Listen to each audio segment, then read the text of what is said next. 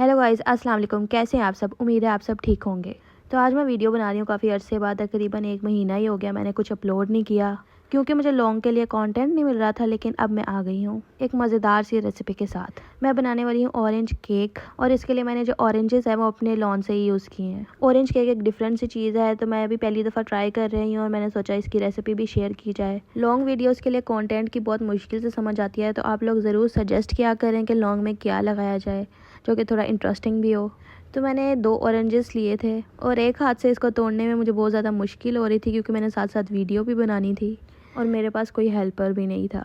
तो मैंने मेजरमेंट के लिए एक स्केल ऑर्डर किया था दराज से, और ये बहुत ज़्यादा अच्छा है। आप लोगों को भी मेरी तरह मुश्किल होती है मेजरमेंट के लिए, तो उसके लिए ये बहुत अच्छी चीज़ है क्योंकि बेकिंग में मेजरमेंट्स का बहुत ज़्यादा ख़ास ख्याल रखना पड़ता है। मुझे मैदा चाहिए 250 ग्राम्स, तो अब मैं आहिस्ता आहिस्ता ऐड कर रही हूँ और साथ साथ आप लोगों को चेक भी करवाई जा रही हूँ कि ये बिल्कुल पॉइंट पे हो अपने। 1 कप में 250 ग्राम नहीं आ सकता, तो मैंने 2 कप्स यूज़ किए थे। और इसको छानना बहुत ज़्यादा ज़रूरी है क्योंकि जो अगर मोटे मोटे पार्टिकल्स आ जाते हैं उससे केक बिल्कुल सही नहीं बनता और ना इसका टेक्सचर अच्छा आता है। बेकिंग में हर छोटी छोटी चीज़ों का ख्याल रखना बहुत ज़्यादा ज़रूरी हो जाता है। और शुगर हमने लेनी है 150 ग्राम। अगर आपके पास क्रश शुगर है तो वो बहुत ज़्यादा बेटर है इससे, क्योंकि ये मिक्स होने में काफ़ी ज़्यादा टाइम लेती है, इसलिए वो ज़्यादा प्रेफरेबल है। मेरे पास वो थी नहीं, तो इसलिए मैंने यही यूज़ की थी। इसमें से 2 ग्राम मैंने निकाल ली थी, इसलिए आप लोग टेंशन ना लेंगे, 150 ग्राम ही थी। और इसमें मैंने 3 एग्स यूज़ किए हैं। एग से जो केक होता है वो बहुत ज़्यादा सॉफ्ट बनता है और इसके बगैर केक बनता भी नहीं है। कुछ लोग तो पहले एग वाइट को यूज़ करते हैं और बाकी पार्ट को बाद में यूज़ करते हैं, लेकिन मैं दोनों एक साथ ही यूज़ कर रही हूँ क्योंकि इससे भी केक सही बन जाता है।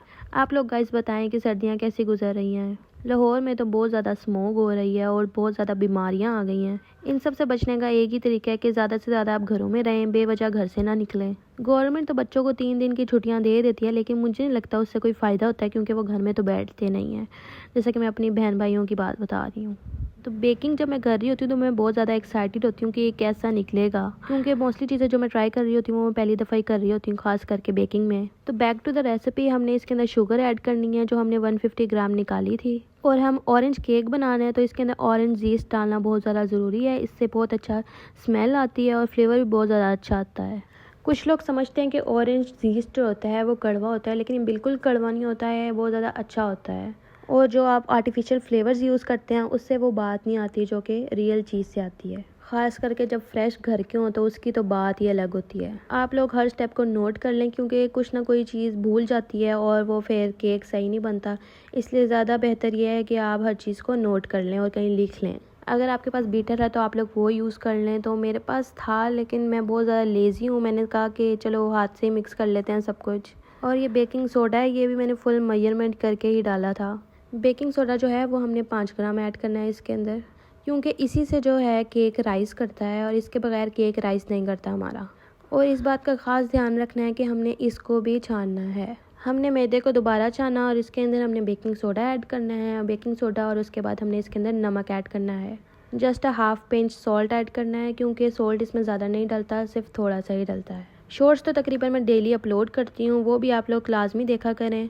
आजकल उस पर भी कोई व्यूज़ नहीं आ रहे, पता नहीं क्या हो गया है। यूट्यूब पे मुझे पता है कंसिस्टेंसी बहुत ज़्यादा ज़रूरी होती है, लॉन्ग के साथ शॉर्ट भी अपलोड करने होते हैं, लेकिन शॉर्ट तो मैं अपलोड कर देती हूँ, लेकिन लॉन्ग के लिए आपको बहुत ज़्यादा एफ़र्ट लगानी पड़ती है और कंटेंट का भी बहुत ज़्यादा ख्याल रखना पड़ता है, इसलिए इसमें थोड़ा टाइम लग जाता है। मैं उन लोगों को बहुत ज़्यादा अप्रिशिएट करूँगी जो कि डेली वीडियोस अपलोड करते हैं। डेली उनको पता नहीं कैसे कंटेंट मिल जाता है, या फिर वो छोटी छोटी चीज़ों से कंटेंट निकालना आना चाहिए। तो इंशाल्लाह आई विल डू इट।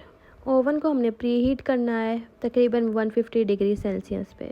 इसके अंदर मैंने 120 मिलीलीटर ऑरेंज जूस ऐड किया है। इसको हमने अच्छे से मिक्स कर लेना है। अभी तो आपको काफ़ी ज़्यादा थिक लग रहा होगा, लेकिन बाद में इसकी कंसिस्टेंसी बिल्कुल परफेक्ट हो जाएगी। ये देखें कितनी अच्छी कंसिस्टेंसी होगी और कितनी अच्छी इसकी शक्ल आई है। अब हो जाता है बेकिंग का टाइम। इसके लिए जब घर में से ही मैंने ये बर्तन निकाला था, इसमें बहुत अच्छा केक बनता है। इसके ऊपर मैंने बेकिंग शीट अप्लाई की है और ऑयल अप्लाई किया था ताकि ये स्टिक ना हो, और सारा मिक्सचर इसके अंदर मैंने ऐड कर दिया है। तो जब आप मिक्सचर ऐड कर रहे होते हैं दूसरे बर्तन में तो इसके अंदर एयर पैदा हो जाती है। तो एयर को आपको निकालने के लिए एक स्टिक लेनी पड़ती है और स्टिक को इसके अंदर मूव करना पड़ता है जिससे एयर निकल जाती है। वो वाला पार्ट मैं रिकॉर्ड करना भूल गई, लेकिन वो आपने लाजमी करना है। इसके ऊपर मैंने जीस्ट की गार्निशिंग की है ताकि ऑरेंज का फ्लेवर और भी ज़्यादा आए। आप लोग चाहें तो और भी काफ़ी चीज़ों की गार्निशिंग कर सकते हैं, जैसे कि चॉकलेट वगैरह। तो मुझे चॉकलेट इतनी पसंद नहीं है, इसलिए मैंने चॉकलेट इसके अंदर ऐड नहीं की। हर किसी की अपनी अपनी पसंद होती है, तो आप अपने पसंद के अकॉर्डिंग सब चीज़ें कर सकते हैं। उसके बाद अच्छे से इसको सेट कर लेना है और प्री हीट ओवन में 30 से 40 मिनट के लिए रख देना है इसको। और इस पे आपने नज़र रखनी है हर टाइम।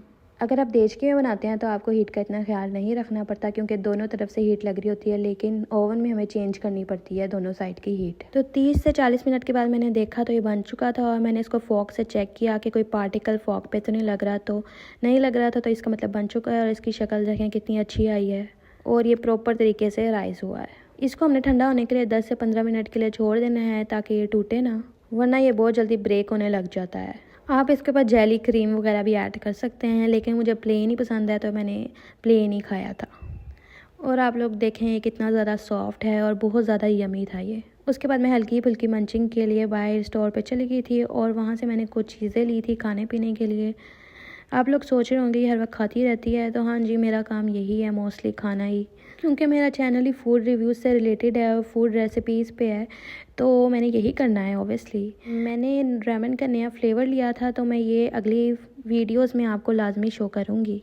मैंने पेपरोनी विद नूडल्स ट्राई किया है। तो आप लोग ने सुना होगा पेपरोनी विद पिज़्ज़ा, लेकिन मैंने नूडल्स के साथ ट्राई किया था, और ट्रस्ट मी इतना अच्छा टेस्ट था कि मैं क्या बताऊँ। आप लोग भी इसको लाजमी ट्राई करें, क्योंकि हमें नई नई चीज़ें ट्राई करनी चाहिए। एक जैसी बेसिक चीज़ों से इंसान बोर हो जाता है, इसलिए नई चीज़ें ट्राई करनी चाहिए और नए टेस्ट आते हैं हमें। फिर आप फ्लेवर वाली पेपरोनी भी इस्तेमाल कर सकते हैं, लेकिन मैंने प्लेन पेपरोनी इस्तेमाल की थी और ये बहुत ज़्यादा अच्छी थी। उसके बाद रात में हमने छोटा सा बोनफायर किया। सर्दी क्योंकि बहुत ज़्यादा हो गई है, इसलिए हमने घर में ही छोटा सा बोनफायर कर लिया था और ख़ुद से ही इंजॉय कर लिया था। ओके गाइज़, अल्लाह हाफिज़। Thank you guys for watching. Keep supporting and subscribe to my channel. Allah हाफिज़। अपना ख्याल रखें और इंस्टाग्राम पर भी फॉलो कर लें।